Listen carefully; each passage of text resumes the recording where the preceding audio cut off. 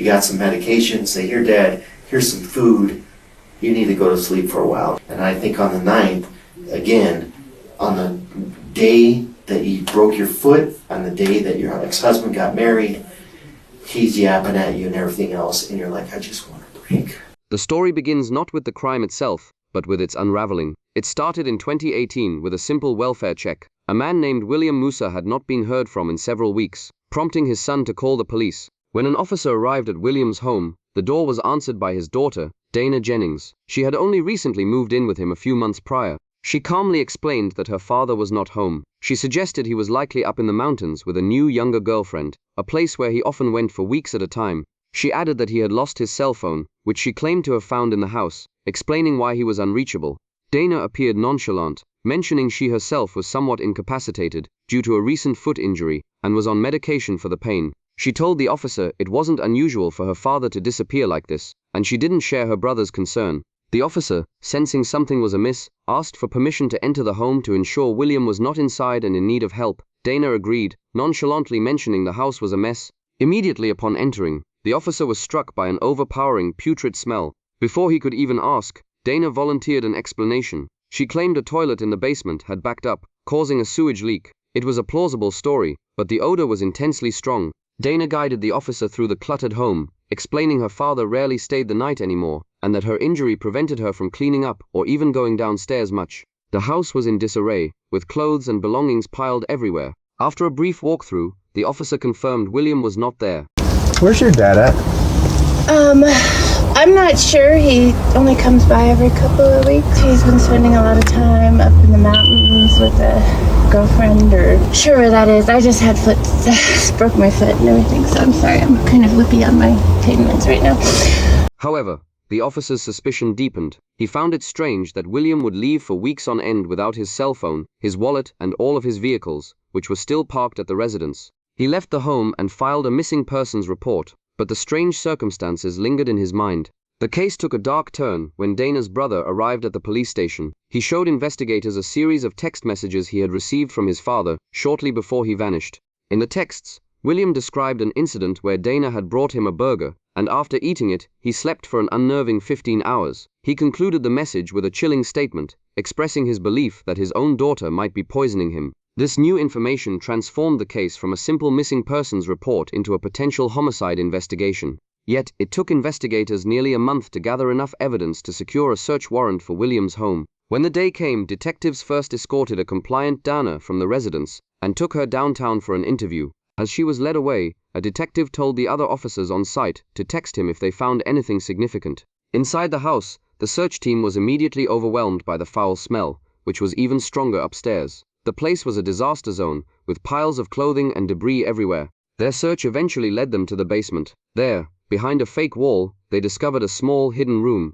The most alarming feature of this room was its floor. A section of it was covered in freshly poured concrete, as if something had been recently entombed beneath it. The team knew they had found the source of the smell.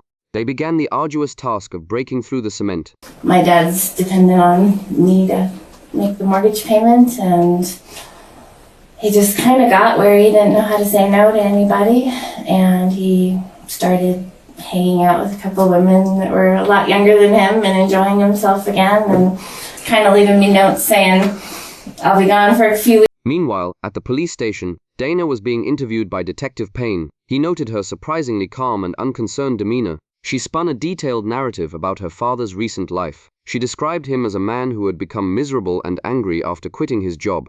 To make ends meet, he took on too many projects and became overwhelmed. According to Dana, he started hanging out with younger women and enjoying a new sense of freedom, often leaving for weeks without notice. She claimed he would sometimes return to the house while she was asleep, move things around or work on projects, and then leave again before she woke up. This, she insisted, was his normal behavior, and she saw no reason to worry. She even mentioned a conversation they supposedly had about him moving out to live with friends, leaving her to cover the entire mortgage. As she spoke, the detective began to pick apart the inconsistencies in her story. He questioned her about her foot injury, and she claimed to have slipped in some mud. He asked about her father's cell phone, and she became evasive, stating that with all the mess from the basement sewage, she wasn't sure where it was. The police checked William's bank accounts, and they noticed that Dana had been cashing his personal checks and withdrawing money from his account. Because that signature on that check doesn't match his signature. We've already checked that.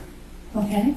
The detective then confronted her with more damning evidence. Investigators had examined William's bank accounts and found that Dana had been cashing his personal checks and making regular withdrawals. He informed her that the signatures on the checks did not match her father's handwriting. Dana's composure finally began to crack. She admitted to writing the monetary amounts on the checks, but insisted her father had pre-signed them.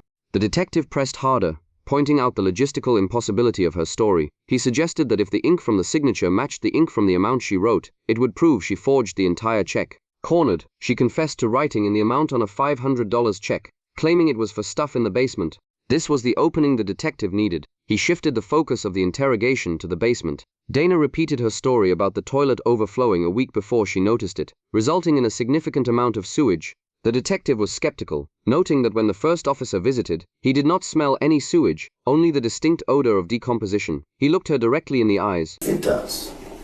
I don't know. I just assumed the smells were the sewage. He asked her point blank why her house smelled like a dead person. She faltered, claiming she had no idea and had assumed it was the sewage. The detective, a veteran of many crime scenes, told her he knew exactly what a dead body smelled like, and her house reeked of it. He then laid out a scenario, a potential lifeline. He suggested that perhaps her father had died of natural causes, and in a panic about becoming homeless and losing his social security income, she had decided to conceal the body. It wasn't a major crime, he coaxed, if she just told them the truth. Dana denied it, stating she had no knowledge of him dying in the house. This denial only confirmed the detective's suspicions. He called her a horrible liar, explaining that her body language and evasive answers were clear indicators of concealment. At that moment, his phone buzzed. It was a text from the search team at the house. They had broken through the concrete. They had found a body. Now knowing the truth, the detective's strategy shifted from investigation to confession. He laid out his complete theory of the crime, the one from the very beginning of our story. He told her he believed that on December 9th, a day she was under immense personal stress from a broken foot, and the news of her ex-husband's remarriage, she had reached her breaking point. He theorized that she crushed up medication, put it in her father's food to quiet him down, and inadvertently gave him a fatal overdose. He told her that her attempts to cover it up were what made it look like a cold-blooded homicide. We found a body in your house. At this time, you're under arrest for concealing a dead body. You need to stand up. You need to stand up. He confronted her with the absurdity of her pouring concrete in the basement with a broken foot. He told her that they were digging up the concrete at that very moment and that they were going to find her father. Panic finally set in. Dana Jennings asked for a lawyer, but it was too late. The detective stood up and informed her that a body had been found in her home. She was formally placed under arrest for concealing a dead body. The subsequent autopsy confirmed the body was William Moosac. The cause of death was not natural. He had been killed by a massive overdose of horse sedatives. The final, damning piece of the puzzle fell into place when investigators checked Dana's computers. They found she had ordered the exact same medication off of eBay just days before her father was last seen alive. Faced with an insurmountable mountain of evidence, Dana was ultimately convicted of first-degree murder and sentenced to spend the rest of her life in prison.